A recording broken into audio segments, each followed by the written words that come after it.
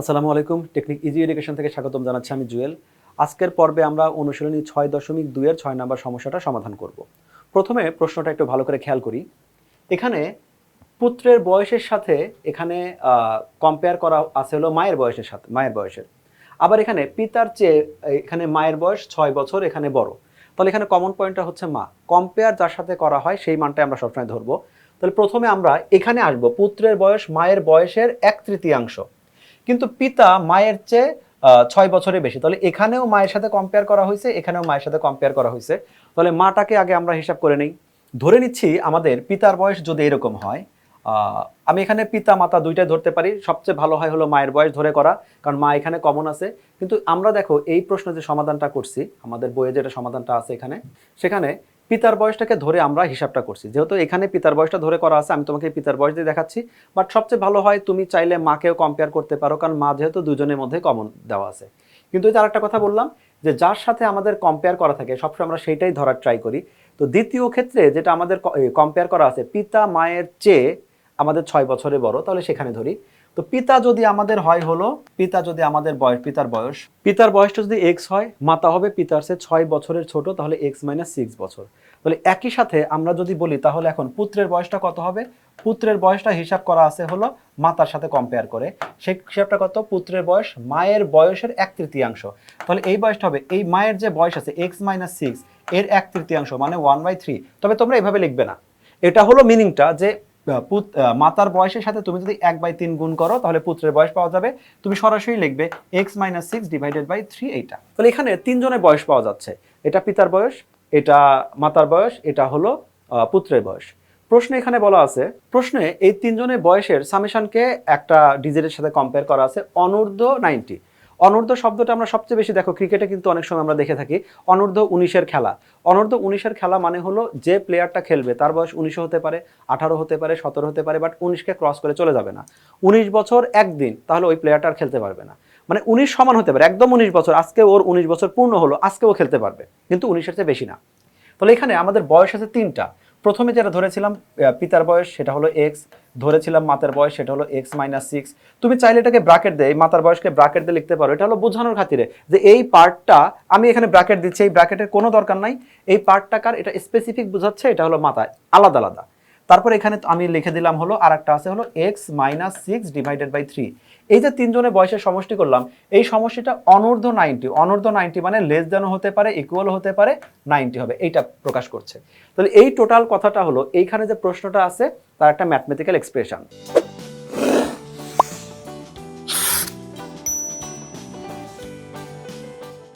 এখন তাহলে এখানে আমি জাস্ট ব্র্যাকেটটা দিলাম তোমাকে একদম ইন্ডিকেট করে দেওয়ার জন্য। এখানে তিনজনের আলাদা আলাদা বয়স দেওয়া আছে। এইটাকে তুমি যদি এখন জাস্ট ক্যালকুলেশন করো, এক্স এর যে ভ্যালুটা হবে সেটাই হলো আমাদের রেজাল্ট। তো এখানে প্রথমে দেখতে পাচ্ছি এই অবস্থায় তো ক্যালকুলেশন করতে পারবো না, কারণ এখানে একটা ভগ্নাংশ আছে। শুরুতে তাহলে এখানে লসাগু করব, তারপরে ধাপে ধাপে যে অপ্রয়োজনীয় অংশটা, অপ্রয়োজনীয় বলতে বোঝাচ্ছি যেটা আমাদের এক্স এর ভ্যালু বের করতে বাধা হয়ে থাকে সেই জিনিসগুলোকে আমরা রিমুভ করে দিব। এখানে তাহলে লসাগুটা করলাম। লসাগু তো নিশ্চয়ই তোমরা এর সম্বন্ধে আগে থেকে জানো। লসাগুটা হলো 3। তাহলে এই দুইটা যেহেতু আমাদের পূর্ণ সংখ্যা ছিল, লসাগুর সাথে গুণ হয়ে গেল, উপরেটা ঠিকই থাকলো। তাহলে আমাদের এখানে এক্স হচ্ছে কয়টা? এখানে এক্স হচ্ছে 3, 6, এটা হলো আমাদের টোটাল 7টা। তাহলে এখানে আমাদের এক্স আসবে হলো 7x। কিন্তু এইখানে কত আসছে? 18 আর 6, এটা হলো 24 ডিভাইডেড বাই এটা হলো 3, এটা লেস ইকুয়াল এটা হলো 90। এই পর্যন্ত আপাতত আমরা আছি। আমাদের একটা অসমতা আসলো, কিন্তু আমাদের এখনো এক্স এর ভ্যালুটা বের করার জন্য এখানে 3টা লাগবে না, 24 বাদ যাবে, 7 বাদ যাবে, এইগুলো আমরা ধারাবাহিকভাবে বাদ দিব। এখানে আমরা যদি চাই তো এই 24কে তো আগে বাদ দিতে পারবো না, কারণ এখানে টোটালের সাথে 3 ডিভাইডেড আকারে আছে। কেউ যদি একদম টোটালের সাথে গুণ অথবা টোটালের সাথে ভাগ থাকে সেটাকে আগে ক্যালকুলেশন করতে হবে। তাহলে এখানে আমরা এখন ক্যালকুলেশন করতে পারি হলো উভয় পক্ষকে 3 দ্বারা গুণ করে দেব। তাহলে এখানে 7x-24 ডিভাইডেড বাই এটা হলো 3 ইন্টু এইটা হলো 3 লেস ইকুয়াল এটা হলো 90 ইন্টু 3। উভয় পক্ষকে আমরা 3 দ্বারা গুণ করে দিলাম। সুবিধা হচ্ছে কি, তাহলে আমাদের এই 3 চলে গেল। তাহলে আমাদের এখানে থাকবে হলো 7x-24, এখানে থাকবে হলো 270 এখানে থাকলো।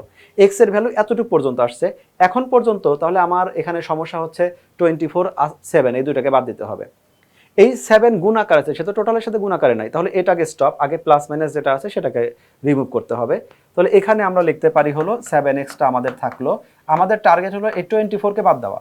এখানে যেহেতু নেগেটিভ 24 আছে তাহলে আমি একটা পজিটিভ 24 এখানে অ্যাড করে দিলাম, আর এই সাইডে আমি যেহেতু ভারসাম্য রাখবো এখানে আমি 24 অ্যাড করে দিলাম। তাহলে 24 চলে গেল, থাকবে হলো এখানে থাকলো শুধু 7x, আর এখানে আসছে হলো 294, এটা আসলো। সর্বশেষ তাহলে আমাদের এখানে বাধা থাকছে কি বা অপ্রয়োজনীয় অংশ কোনটা? 7টা। এই 7টা আছে ওর গুণ আকারে, তাহলে আমরা বোথ সাইডে যদি 7 দিয়ে ভাগ করে দেই তাহলে এখানে হলো 7x ডিভাইডেড বাই 7, এটা লেস ইকুয়াল 294 ডিভাইডেড বাই 7, তাহলে 7 চলে গেল। ফাইনালি আমাদের x থাকলো, মেবি এটা ক্যালকুলেশন করলে 42 হওয়ার কথা, এটা আসলো। x এর একটা ভ্যালু আমরা পাচ্ছি, এইটা হলো x এর একটা লিমিট পাওয়া গেল। যে ক্যালকুলেশনটা এখানে করলাম সেটাই আমরা এখানেও দেখিয়েছি তোমাদের। এটা খেয়াল করি, প্রথমে আমরা একইভাবে শুরুতে পিতার বয়সটা ধরে নিলাম x, মায়ের বয়স যেহেতু আমার 6 বছর কম তাহলে আমি x - 6 ধরলাম। তবে এই ম্যাথটা তুমি যদি এরকম করতে যে ম্যাথটা তুমি শুরুতে মায়ের বয়স ধরতে, মাতার বয়স যদি আমি x ধরতাম, সেক্ষেত্রে পিতার বয়সটা কত আসতো? সেটা হলো x + 6, এটা আসতো। আর পুত্রের বয়স তাহলে কত আসতো? x divided by 3।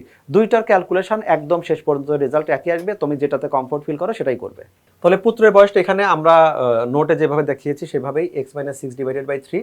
তাহলে এইটা হলো পিতার বয়স, এইটা হলো মাতার বয়স, আর এইটা হলো পুত্রের বয়স। তিনজনের সামেশন 90 থেকে ছোট।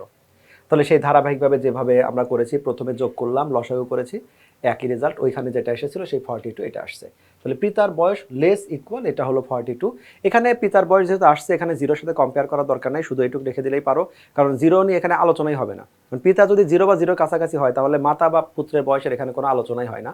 তো আমরা শুধুমাত্র এই লিমিটটা রেখে দিতে পারি যে পিতার বয়সটা এই কন্ডিশনে 42 এর চেয়ে ছোট হবে, এইটুকুই বয়সটা থাকবে। এইভাবে পিতা এবং পুত্রের বয়সের যে সমষ্টিগুলো আছে এগুলো দেওয়া থাকবে। আমাদের এটা বাধ্যতামূলক না যে পিতার বয়স ধরতে হবে, বাধ্যতামূলক না পুত্রের বয়স ধরতে হবে।